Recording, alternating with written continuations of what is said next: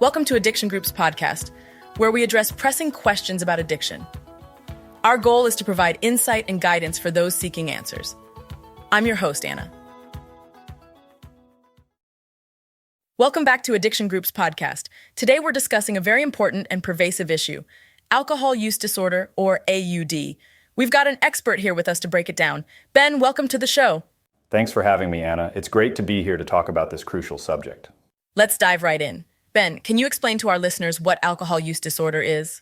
Certainly, Anna. Alcohol use disorder, often called alcoholism, is essentially a medical condition where an individual has an uncontrollable urge to consume alcohol, regardless of the negative consequences it may have on their life. It's characterized by compulsive drinking, a loss of control over alcohol intake, and experiencing a negative emotional state when not using alcohol. That sounds quite serious. Now, Ben, what typically leads to someone developing an alcohol addiction?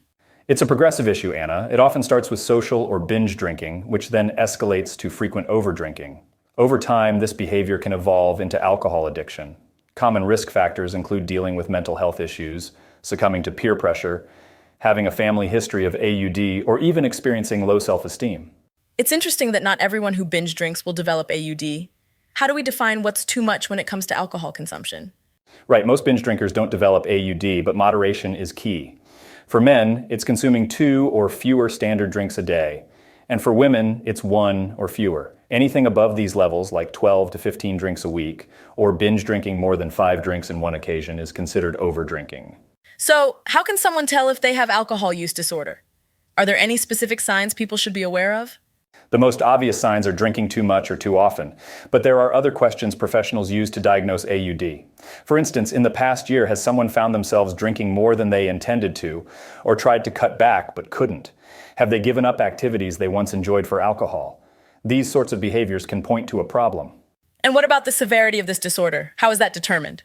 AUD can be mild, moderate, or severe. This depends on how many symptoms a person has. Mild AUD includes 2 to 3 symptoms, moderate has 4 to 5, and severe is characterized by 6 or more. With the severe health risks associated with excessive drinking, like brain damage and liver disease, when would you say is the right time for someone to seek help? Often, people with AUD are in denial, so it's crucial to pay attention to concerns from friends or coworkers. If drinking is causing issues legally, financially, or affecting someone's health and work, it's time to speak to a healthcare provider or doctor. Recovery from alcohol addiction, what does that look like, Ben? Recovery is definitely possible, though challenging. It usually requires professional help and a strong support network.